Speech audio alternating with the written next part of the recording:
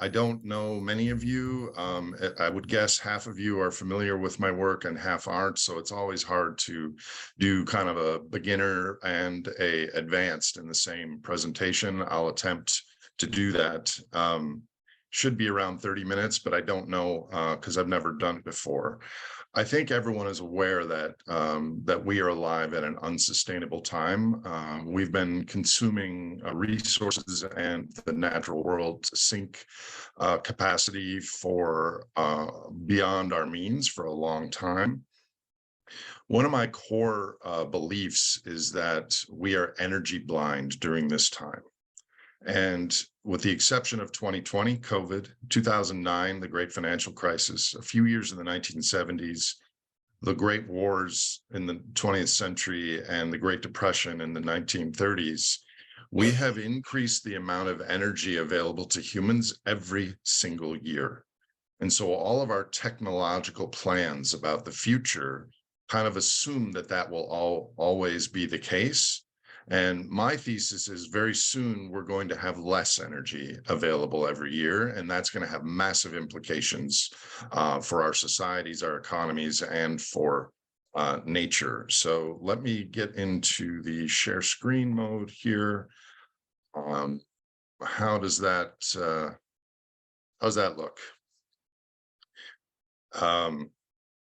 Thumbs up, Stan? Excellent. Yeah. All right. So I gave a presentation to 30 tech investors who are interested in climate, but there were also European philanthropists. Many billionaires were on the call last week. And this is a shortened version of that talk, because being in philanthropy, you are investors. You're investing for our social and natural world future. So this is all under that umbrella. Here's a not too well-known quote by Albert Einstein: "If I had only 1 hour to save the world, I'd spend 55 minutes defining the problem and 5 minutes finding the solution." So I'm going to spend 30 minutes here defining the problem. We live in a world of reductionist expertise in silos, and the charismatic, high-status people rise to the top because they're experts on some aspect of our situation. But what ends up happening is you have all these experts that don't fly up high enough to look at how the system fits together, how the parts and the processes interrelate, and everything does interrelate. And I'm going to attempt to articulate that in the next 30 minutes. So this is a simplified overview of the human economy or the human ecosystem, not exactly taught in our economic textbooks. But quite simply, we have ideas and inventions, and we combine energy and materials into products that we sell, and we have monetary markers that overlay all this.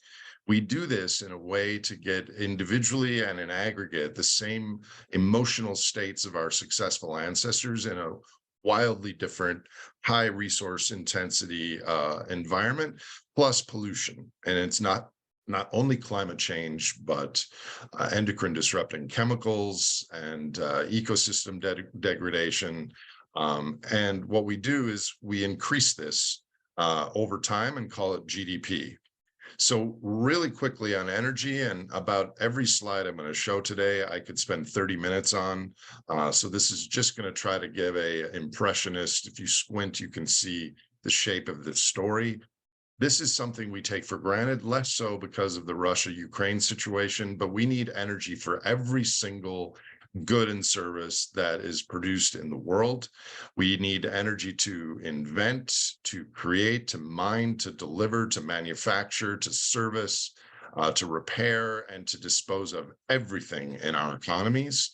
And this is all happening during from a 30,000 year vantage point. We're alive during the carbon pulse, one-time geological bonanza where a species, ours, is drawing down the ancient sunlight that was stored under the earth 10 million times faster than it was trickle charged by daily photosynthesis of the past. And this has enormous and unappreciated benefits to our economy. A barrel of oil does the same amount of work as me or Stan or any one of you working for around 5 years. The global economy today uses 100 billion barrel of oil equivalents of coal, oil, and natural gas.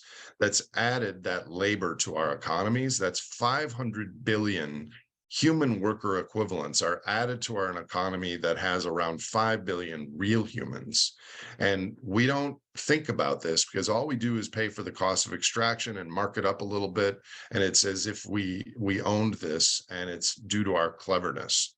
So this, as you might surmise, has boosted our wages, our profits. It's reduced the price of stuff. And in aggregate, if you multiply the number of humans times the average consumption per human, the human economy is 1,000 times bigger than just 5 centuries ago. Economic textbooks, I have a master's in finance from the University of Chicago. The word energy was never mentioned. We treat in our economies $1,000 worth of energy equal to $1,000 worth of coffee cups or batteries or cupcakes or whatever.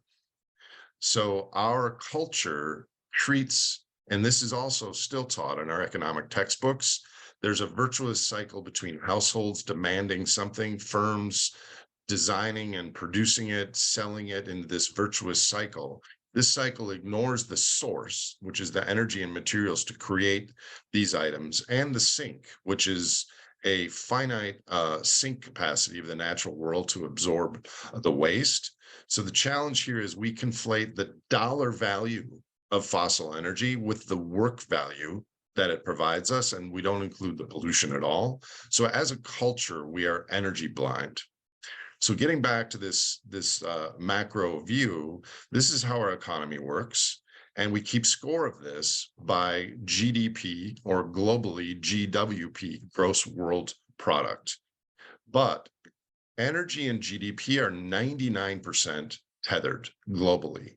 So every single good in our world economy started somewhere with a small fire.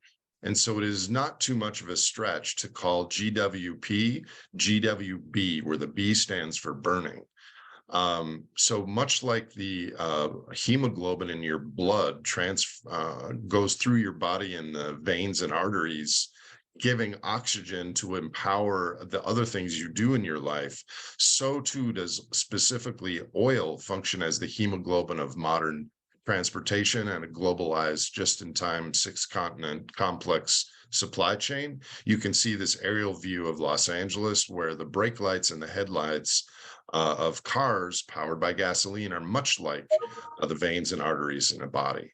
You can look at the globalization of this. Every time we connect new nodes of commerce and relationships, they require a future energy conversion in the following period.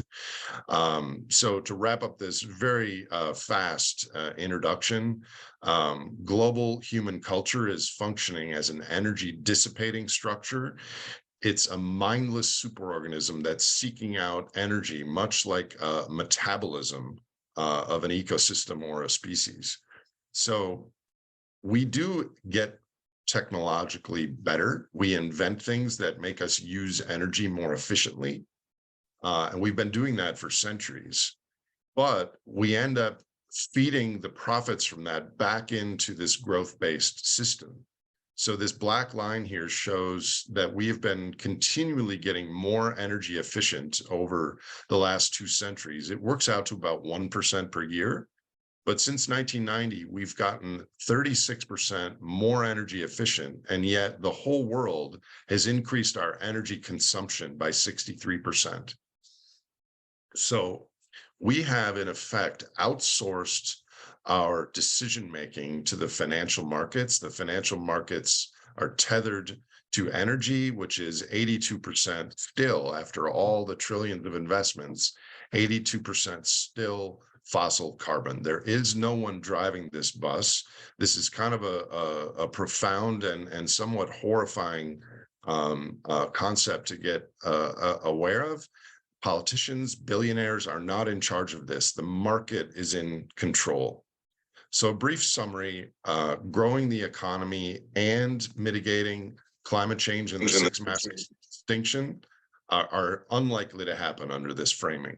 Growing the economy by replacing fossil fuels with renewables is unlikely to happen. We're growing renewable energy very fast, faster than fossil fuels, but we're still growing the absolute amount of fossil fuels more. Emissions, all-time highs, 2022. What is not likely to happen is culture en masse choosing to leave fossil carbon in the ground, or governments embracing limits to growth before limits to growth are well past. Under this framing, what is likely to happen will continue to grow our gross energy while the net energy declines. I'm going to speak about that in a minute. Massive upcoming monetary creation and financial market support by central banks, governments, modern monetary theory. We're going to need to have basic income and support for more people, a likely rightward shift in politics, a reduction in global environmental regulations.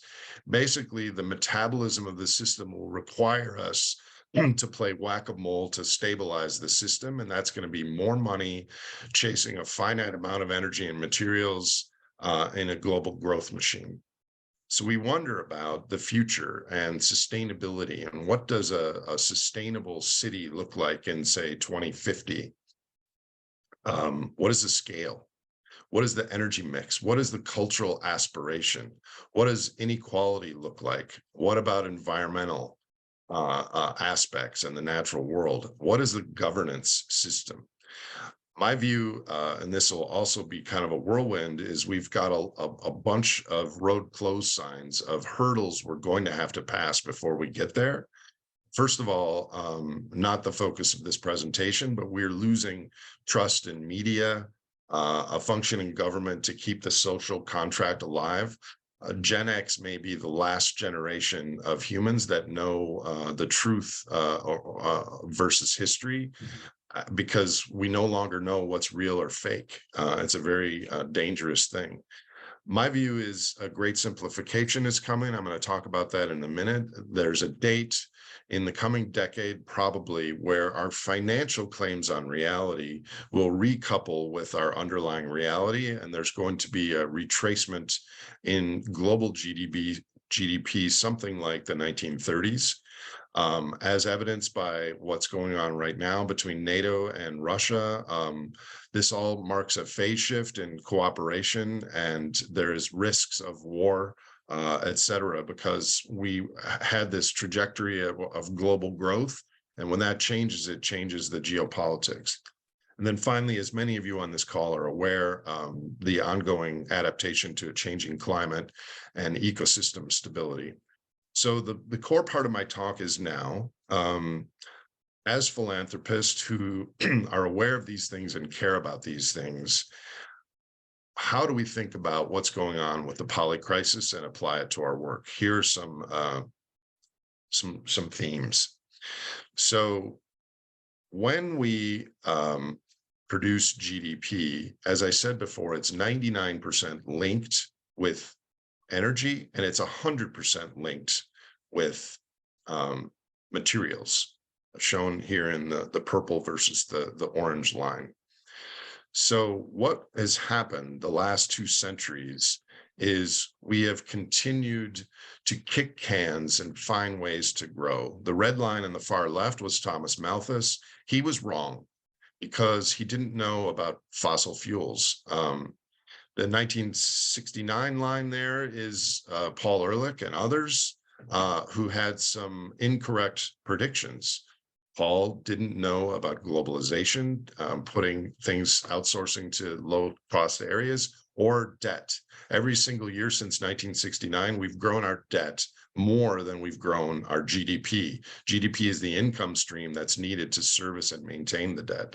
Then in 2010, we hit a wall, and the central banks had to take over the role of money creation from the commercial banks. In 2020, we had COVID. Again, central banks and governments had to do this giant blast bazooka of stimulus, which is now 2 years later starting to wane. What are the next cans to kick? The default, if we continue to have new inventions and the productivity of blockchain or something that we can't imagine, is able to temporarily at least offset the decline in energy and resource quality, we will continue to grow. But as we continue to grow, we will head towards what I call a Mordor economy, which is that a larger percentage of human energy goes to the energy and mining sector. It hit an all-time low in 1999 of 5%. It's now over 10%, headed towards 15%. So we have to direct more energy away from hospitals and libraries and arts and other areas towards the energy and mining sector, and indicated here by the CO2 scrubbing space shuttles, we're going to have to allocate a lot more of our energy and resources towards environmental remediation. So what I refer to as the Mordor economy, if we continue to grow at 3% a year, we will double the size and scale of all of the energy materials humans have ever used in the next 30 years. And a lot of that will be directed towards the mining and energy aspects of the economy.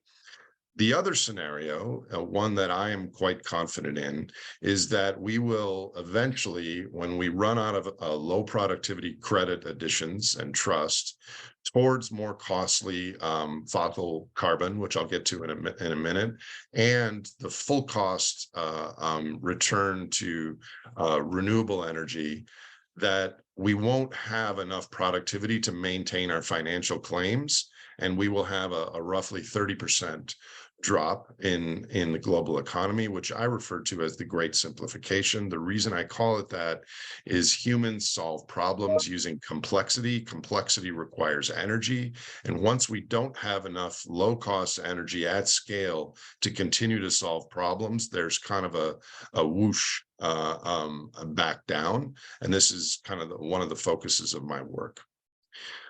Another thing that we're enduring right now, largely because of Russia, is a biophysical phase shift. So the story of industrialization is humans adding vast amounts of very cheap fossil energy to replace the things that humans used to do manually.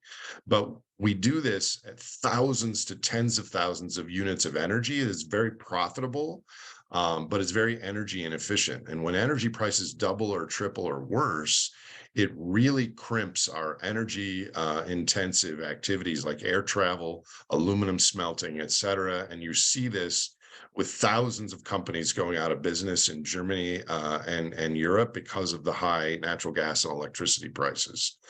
So because of the war, this relationship of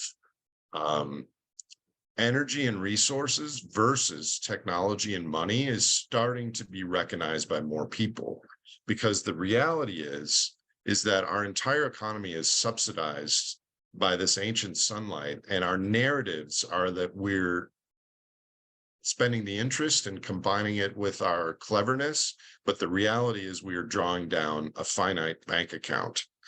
So if you look at these three lines here, the green line was sustainable hydrological flows. The red line represents a finite resource that we find and start to grow, and then it hits a peak and then declines. And the black line is our money creation. Banks don't lend money. Banks create money when they make loans. So over 80% of our money comes into existence with no reference to biophysical reality. When $1 million is created, the same amount of copper, timber, oil, and dolphins existed as before. And our society now views the world through a financial lens. We've not only financialized the human experience, but also our explanation of it. So from a biophysical standpoint, what we're doing is we're papering over our problems with more and more credit, while the energetic and material basis for our currencies deplete. And that leads to point number 3. Oil for now is the economy. This is a logarithmic chart showing on the bottom the oil consumption, on the left scale logarithmic GDP. So we still have plenty of oil. From a climate change perspective, you would argue too much, but we've long ago used the best. This is the United States. Most of the growth in global oil has come from the United States in the last 10 years. This graph shows the decline rate from all the wells drilled starting in these years, and you can see the decline rate gets steeper and steeper over time. If, for whatever reason, we were to stop drilling oil in the United States for an environmental reason, for a lack of capital reason, for anything else, our oil production would decline almost 40% in the first year and another 25% in the next year. So we're on this Red Queen treadmill where we have to drill more and more just to barely stay in place. And this is only going to be the case for maybe, another 5 years or so, and then there's permanent decline. Now, there are many oil producing countries in the world. The United States is one of the biggest. However, a lot of these countries use a lot of that oil internally. So a very important statistic is of the oil available for purchase in the global export market. And as you can see here, Russia on the left graph has 25% of the exportable natural gas and 22% of the exportable purchasable in the open market oil. If you look on the orange graph on the right, Russia and Saudi Arabia together control almost 50% of the oil that's available for purchase in the world. So as this biophysical phase shift happens and more countries and people understand that energy and materials are real power and that money is an overlay for it, there are going to be geopolitical shifts. And a big one is that the United States not only has used the most fossil hydrocarbons in human history, but we have created a currency that allows us the seigniorage, the economic benefits, where all other countries have to buy their oil in our currency. And this is, in my opinion, the major driver. I would think the military is only 20% of the reason. I think the war in Ukraine was specifically for economic reasons, because Russia sits on the largest resources in the world, and they're doing this to pull the biophysical veil and hurt economically the West. That would be a full 1 hour presentation just on that. Next point, the alliance of the aggrieved. Well, my view is that our hierarchical surplus-seeking behavior in humans started at the agricultural revolution, but colonialism is a real phenomenon that happened. This shows that countries have been under European control. This is another long conversation, but the reason this is relevant now is China is going to these countries. The BRICS are expanding. They're trying to do a new swift way to transact internationally and avoiding the dollar. They're going to some of these countries and saying, we don't want to colonialize you. We want to partner with you. We will give you economic benefits in return for your resources. And there is a real move towards a multipolar world order instead of a unipolar world order. Also of interest to many of you, in the pursuit of decarbonizing our energy supply, we will rematerialize our energy supply. I don't think we have the amount of lithium, copper, cobalt, and other things to fully scale the renewable energy that some people are promoting. But even if we did, many of these minerals are in countries that are already experiencing social unrest. They're downstream from the fact that Europe is able to pay for higher natural gas prices, but they're not. They are already experiencing higher wet bulb temperatures. So their labor forces don't have enough air conditioning and other benefits. They're having climate impacts. So there are huge social and geological barriers to a rematerialization. Plus, there's the ethical. Should we rematerialize and do all this in resulting in the global north, living another 20 or 30 years under this consumption profile with the resulting damages? Another theme is witnessed by what's happening in Germany, one of the greenest, most environmental conscious countries in the world. They're reopening coal mines. And so I think energy security is going to become a much more central theme than low carbon. As the economy kind of stalls out and declines, people are going to want the energy benefits, and climate change is going to become less prominent. At the same time, it becomes more prominent in our daily experience. I kept this in here. This was given to investors, but I think it's relevant as well. We have created the rules for investing between the blue and the red star of the carbon pulse when all of us have been alive. In this time, there's this 60%, 40% stocks versus bonds allocation, which was been standard. Now we're in this phase shift towards a biophysical understanding of the world. I would say stocks, bonds, cash, commodities in some more balanced ratio because of uncertainty. But ultimately, as we peak and go down the carbon pulse, financial capital is just a marker for real capital, which is social capital, our relationships and networks; natural capital, our ecosystems and natural resources; human capital, which is our health and our knowledge and our skills; and built capital, which is the infrastructure and the Zoom apparatus that allows this call. And why do we invest anyways? Partially it's to create the infrastructure of the future, but partially it's to have an outsized status relative to other humans. Another topic that is becoming central under the polycrisis is the well-being of our populations. We are learning that GDP is this metric of how much stuff we burn, and it's not really a metric of how healthy and happy our citizens are, nor the protection of the natural world. And this graph can be shown a dozen different ways, but it's basically once you have very little energy, a boost in income and energy gives you massive development and well-being benefits. But once you have around 100 gigajoules a year, like Italy, a tripling of that to the United States levels gives you very little extra benefit and well-being.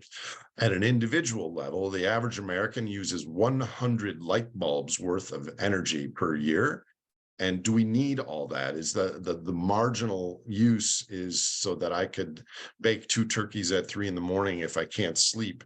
It's those first few light bulbs worth of energy that could charge a cell phone or purify water or something like that. We're going to have to better understand this dynamic.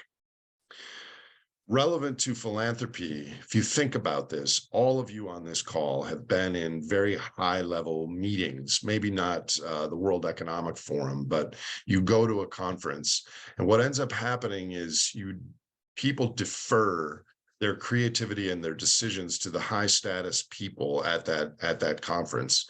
We solve physical world problems using social sorting mechanisms of popularity and status. And could you imagine if you went to one of those meetings that instead of just listening to the keynote presentations, that everyone had to write anonymously what they thought the biggest problem was and what they thought the solution was, but it was anonymous. There was no status risk. A friend of mine last week said, dude, you got to watch this panel with these 3 people. They have the answer. And I'm going to watch it, but my initial thought was anyone that's on a panel in front of hundreds of people, they don't have the answer because the answers cannot be voiced publicly. So how can philanthropy avoid the consensus trance of what is popular but not effective is an interesting question. The choreography of what we face is almost all governments, corporations, tech investors, and philanthropists are basing future funding grants project on growth continuing. And this also is a consensus trance. How many organizations are funding projects that will be appropriate for a biophysically smaller, less complex, less globalized future? And I would say that in addition to trust and oil depletion and geopolitical peace, that time may be one of our most valuable assets. And I just don't think we have that long of a runway before things get really difficult. So I continue to advocate that philanthropy approaches a spend down approach, because you're one of the few degrees of freedom in our world. Unlike corporations or governments that have constituents, you have the ability to influence things in a large way. And I think the next decade, money should be allocated towards the things that are needed. Lastly, we are alive at a time, and this feels particularly poignant and real to me. I care most about the 10 million species we share this planet with that don't have a voice in what's happening. I care about the health of the natural world, not only during my lifetime, but in generations and millennia to come. And we are gradually eroding the health of that. The battle is that most people, when faced with economic hardship, are not going to care about the environment as much as they do now. My friend Wes Jackson says that leisure is a great enabler of virtue, and I would hope that somehow we can plant seeds and build a bridge to connect with our virtue of our future self, because as philanthropists, we have to somehow integrate the natural world, not just climate, but everything, into our cultural consciousness. And this is something that I don't have an answer to, but in 20 years of working on this, I've concluded paradoxically that we have to have the system bend and not break for humans in order to protect the natural world. So briefly, a framework for solutions. I don't think there are any solutions. This is a predicament, not a problem. So there are millions of responses that will make the future better than the default. There are various scales. This would be a full 1 hour, another presentation. There's the global scale. There's the national scale. Governance at both of those is relevant. There's the community scale on relocalizing supply chains. And there's the scale of how do we cope and thrive and engage with these things at the level of the individual.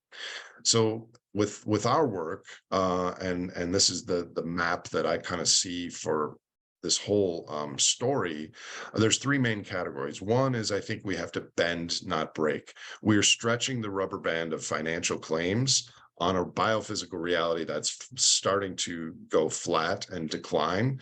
And it's not that we don't have enough resources, is we don't have enough cheap resources to continue to grow. And eventually that there's going to be a Wile E. Coyote moment. And how do we educate policymakers, civic leaders, so that that moment is a bend and that we hang in there instead of a Mad Max break? Some of the things there are advance policy to educate politicians about the things that are politically unacceptable today, but that will be necessary at some point in the next decade. There's other tax schemes. Of course, education is important there. Second category is to stabilize the system.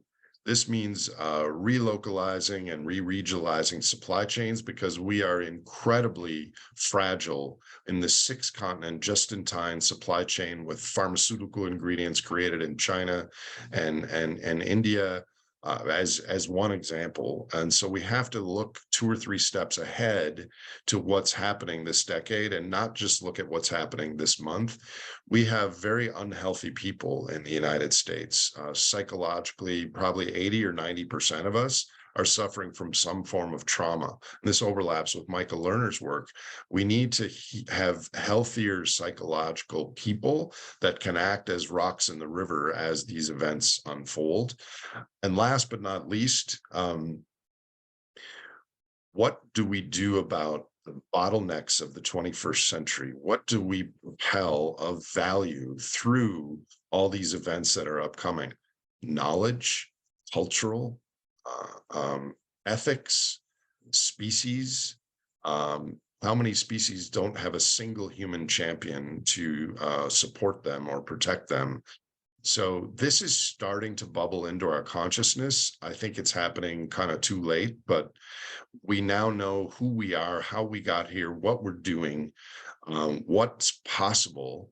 And we really have arrived at a species level conversation where I think we have to understand how all this fits together, that we have a metabolism as a global economic system in order to respond to it. And all of our work should be trying to meet the future halfway and change the initial conditions of these events when they arrive.